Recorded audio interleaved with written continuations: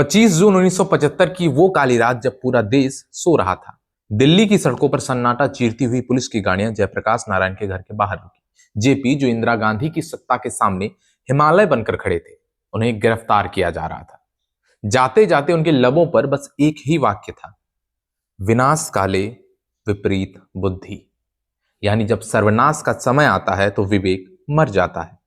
और सच में वह रात सिर्फ इमरजेंसी की शुरुआत नहीं थी, बल्कि एक अखंड साम्राज्य के पतन की पहली घंटी थी। जेपी ने एक ऐसी क्रांति की नींव रख दी थी जिसने भारत से कांग्रेसवाद के एकाधिकार को हमेशा के लिए हिला दिया। उस रात की कहानी किसी थ्रिलर फिल्म से कम नहीं थी। इंदिरा गांधी के एक इशारे पर राष्ट्रपति फखरुद्दीन अली अहमद ने आर्टिकल 352 के तहत इमरजेंसी के कागज पर दस्तखत कर दिए। कारण बताया गया, आंतरिक अशांति। लेकिन सच कुछ और ही था। सूरज की पहली किरण निकलने से पहले बड़े अखबारों के दफ्तरों की बिजली काट दी गई ताकि सुबह की सुर्खियां गायब रहें। जेपी, मोरारजी देसाई, अटल बिहारी वाजपेयी और लाल कृष्ण आडवाणी समेत करीब 676 विपक्षी नेताओं को सलाखों के पीछे डाल दिया गया। अगली सुबह जब देश जागा तो लोकतंत्र केवल कागजों पर बचा। आपके बुनियादी अधिकार, बोलने की आजादी, जीने का हक, समानता, सब कुछ छीन लिया गया।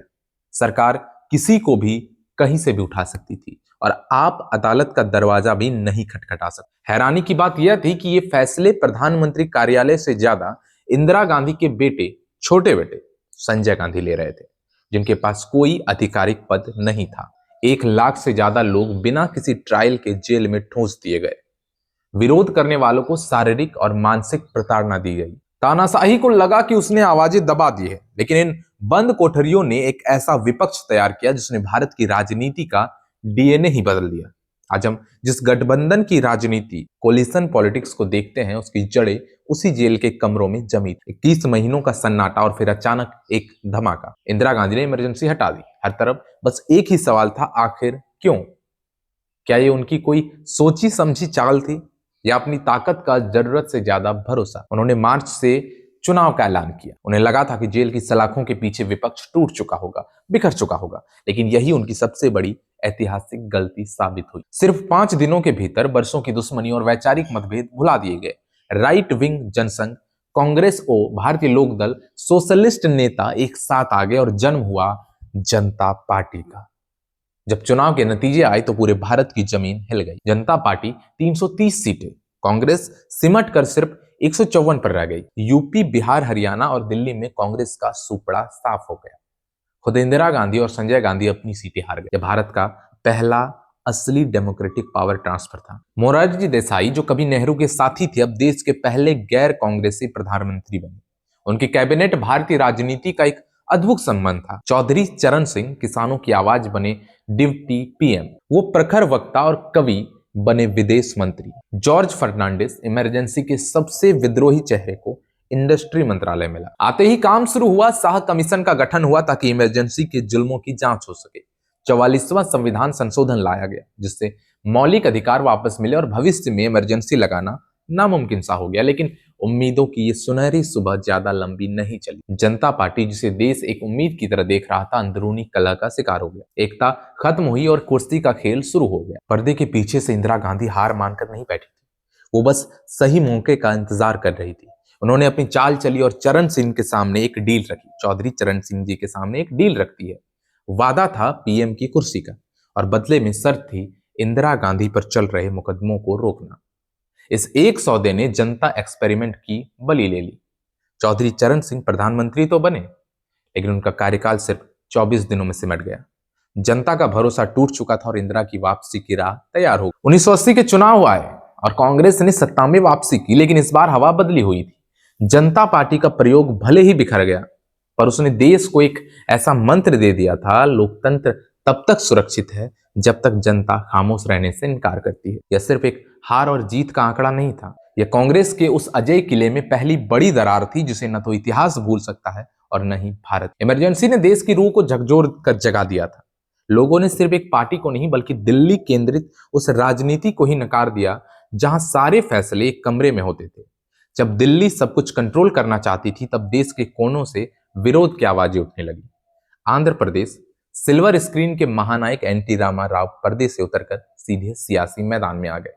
तमिलनाडु, एमजीआर ने फिल्मी ग्लैमर और जनकल्याण वेलफेयर का एक ऐसा अटूट समीकरण बनाया जिसने राजनीति की परिभाषा ही बदल दी। पंजाब और असम अकालियों ने आनंदपुर साहिब प्रस्ताव के जरिए हक की बात की और असम में छात्रों के आंदोलन ने असम गण परिषद को जन्म दिया, जिसने 1985 में कांग्रेस को सत्ता से उखाड़ फेंका। बंगाल इमरजेंसी के बाद लेफ्ट फ्रंट ने ऐसी जड़ें जमाई कि अगले 34 सालों तक उन्हें कोई हिला न सका। पूरे देश में एक ही गूंज थी, हम दिल्ली के हुक्म पर नहीं बल्कि अपनी मर्जी से चलेंगे। अब विडंबना देखिए, कांग्रेस तब तक एक ऐसी हाईकमांड पार्टी बन चुकी थी जिसका कनेक्शन जमीन से टूट रहा था और कंट्रोल सिर्फ दिल्ली के पास था। राज्यों के कद्दावर नेताओं को किनारे कर दिया गया और उनकी जगह दिल्ली के वफादारों को बिठाया गया। इसी पावर वैक्यूम ने उन रीजनल राइवल्स को जन्म दिया जिनके पास अपनी भाषा, अपनी प्रेस और जनता से सीधा जुड़ाव था। वो दिखने में स्थानीय थे पर उनका असर राष्ट्रीय था। 80 के दशक के खत्म होते होते लोकल पावर्स ने दिल्ली के सिंहासन को झुकने पर मजबूर कर दिया। 1989 में वीपी सिंह की सरकार हो या 96-98 का दौर, अब सरकारें गठबंधन का भी गठबंधन बन चुकी थी। चाहे बीजेपी हो या कांग्रेस, उन्हें अपना रसूख छोड़कर समझौते की मेज पर आना ही पड़ा। सत्ता विरासत से नहीं बल्कि लोगों के बीच खड़े होने से मिलने लगी थी। जनता पार्टी के बिखरते ही दुनिया को लगा कि गेम ओवर हो गया, लेकिन असल में इतिहास का सबसे बड़ा राजनीतिक अध्याय तो अभी शुरू होना बाकी था। 1980 में भारतीय जनता पार्टी का जन्म हुआ। अटल बिहारी वाजपेयी के नेतृत्व में पार्टी गांधीवादी समाजवाद की बात कर रही थी, लेकिन 1984 के चुनावों ने गहरा जख्म दिया। लोकसभा में महज 2 सीटें।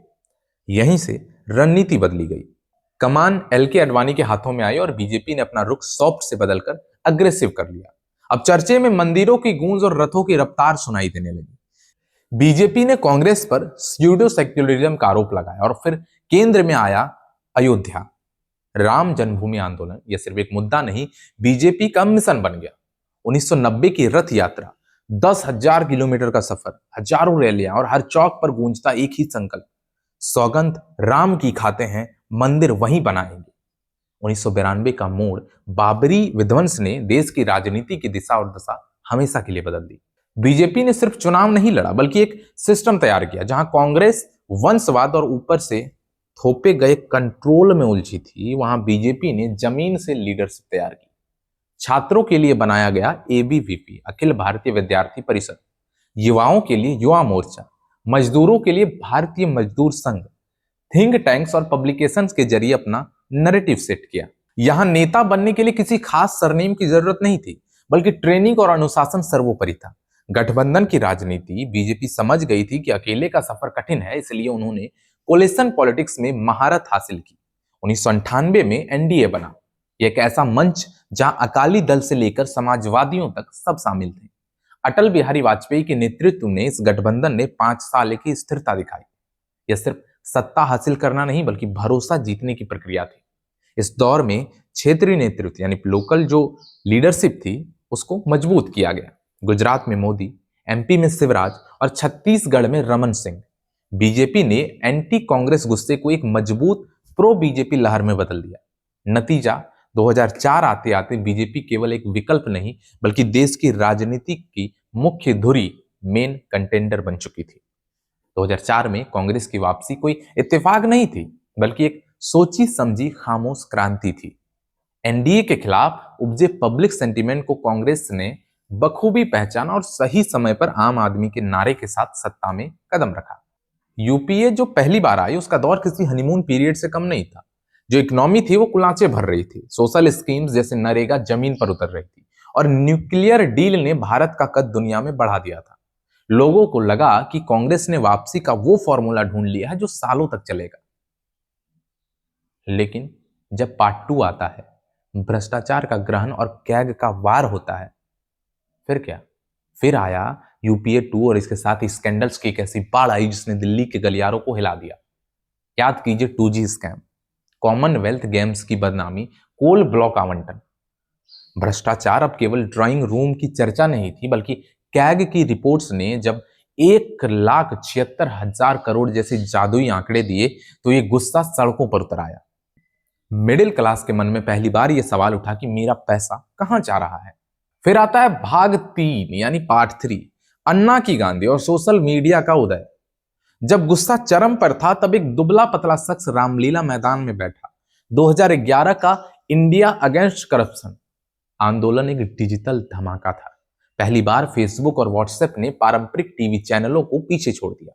कॉलेज जाने वाले यूथ से लेकर बुजुर्गों तक हर कोई अकाउंटेबिलिटी मांग रहा था। जिस मनमोहन सिंह को दुनिया ने उदारीकरण का नायक यानी आर्किटेक्ट ऑफ लिबरलाइजेशन माना था, अब वो पॉलिसी पैरालिसिस के आरोपों के बीच मजबूर और शांत दिखने लगे।